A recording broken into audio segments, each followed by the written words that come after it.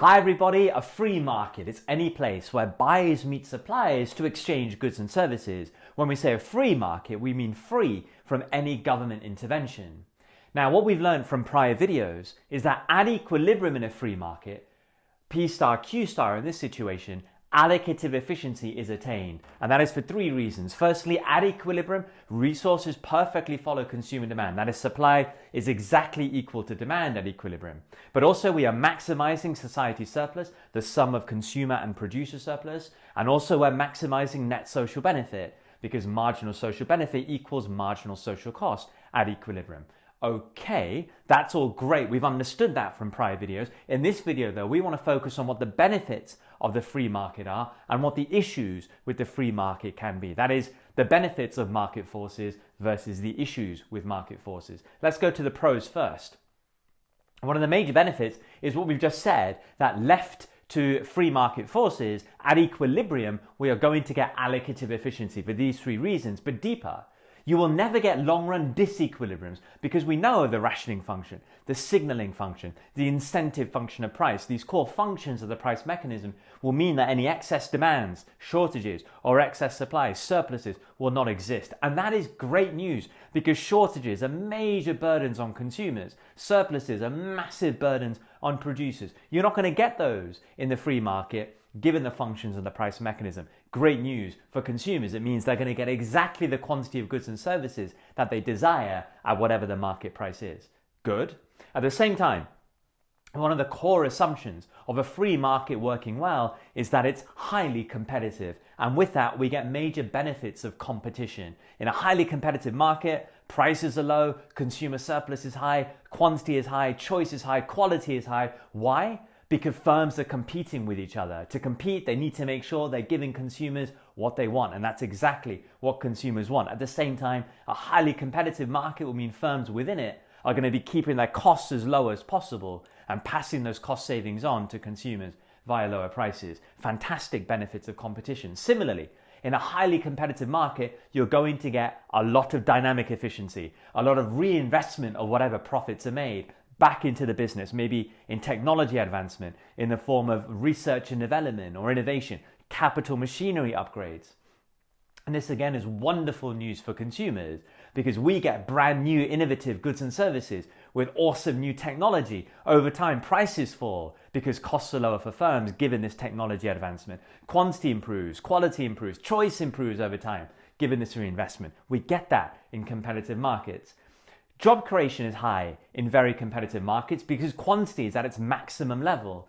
When quantity is high, we know labor is a derived demand, you're going to see more job creation. But equally, because quantity is high, if markets throughout the economy are all competitive, you're going to see very high levels of quantity being produced. That's going to boost real GDP. That's going to lead to economic growth and even wider job creation, higher incomes, living standards for all. So job creation means good job opportunities for people, the ability to earn higher income and to boost living standards. Good news with competitive markets. Similarly, when we talk about a free market being free from government intervention, individuals are free to live the life that they want to. They've got freedom, liberty, choice. They can consume the goods and services they want. They can live the kind of life that they want without being coerced, without being forced into doing things because the government says or any other institution says. And that's great news because we human beings, we love freedom. We love the ability to live our life the way we want to live our life, to make consumption decisions as we would like, to boost our living standards.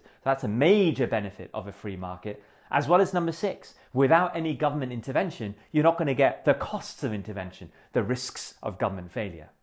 But this is all sounding very, very good. There are issues. What I will say is something that might really help you. That is the memory device of EPIC. You can think that yes, free markets are epic. Each letter here stands for something. The E, free markets promote efficiency. We've already seen allocative efficiency is massively promoted in a free market.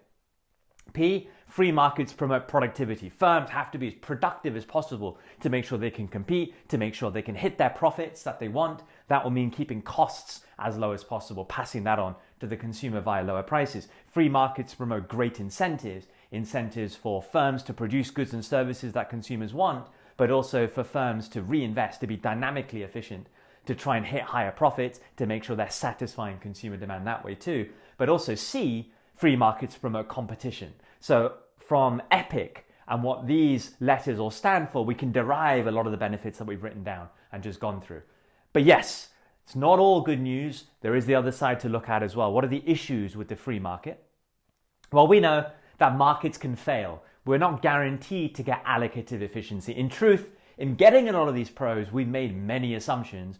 If we dig down into those assumptions and for whatever reason they don't hold, we can actually derive market failures. So for example, we assume that markets are very competitive. There are many, many sellers, low barriers to entry. What if that's not the case? What if there is one dominant seller or a few dominant sellers with high barriers to entry? You get monopoly or oligopoly power in the market.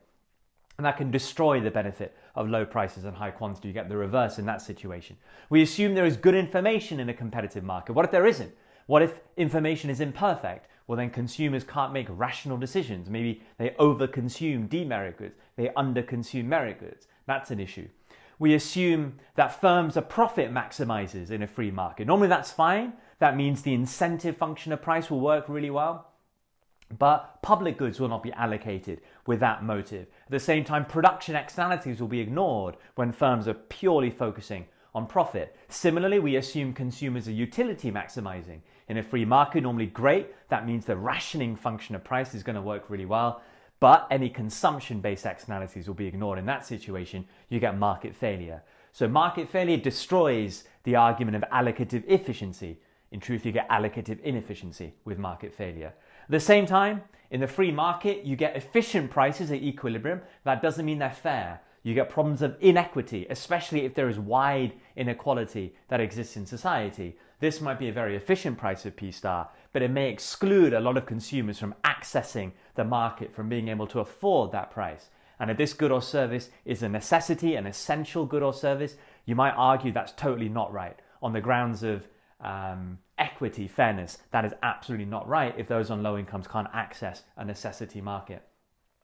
What about excessive profiteering? We go back to the profit maximization objective that firms have. But how are they making this profit? Maybe they're doing it in ways that society is not really a fan of. Maybe pursuing revenue, trying to earn revenue in ways that morally maybe is a bit dodgy, ways in which society is not a big fan of. Or maybe it's cost cutting. Firms are cutting costs in dangerous areas like with product standards, health and safety standards, environmental standards, or wages. We as society don't really want firms to act like that. We can be concerned about that in the free market. At the same time, we can argue there might be creative destruction. We know in free markets there's a lot of movement in, right? Firms respond to the incentive of higher profits by entering markets looking to make some of that profit themselves. When firms enter markets, they often do so creatively, either with some slight innovation or with a lower cost of production way of producing a good or service. But that creativity can actually destroy pre-existing firms in the market who now can't compete. And as those firms are destroyed, they collapse. That can lead to high rates of unemployment, which could be a concern.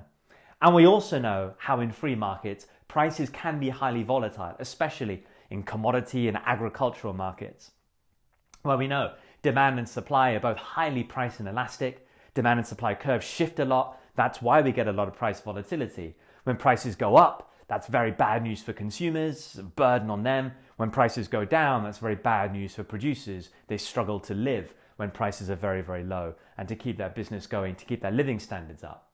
So there are issues with the free market, but there are major benefits as well by allowing markets to be free, allowing market forces to work. Make sure you take those in really well. That can form incredible material for you in essays. It can lead to great debates for you as well. So I really hope you've enjoyed that video, guys. You've understood it well. Thank you so much for watching, and I'll see you all in the next video.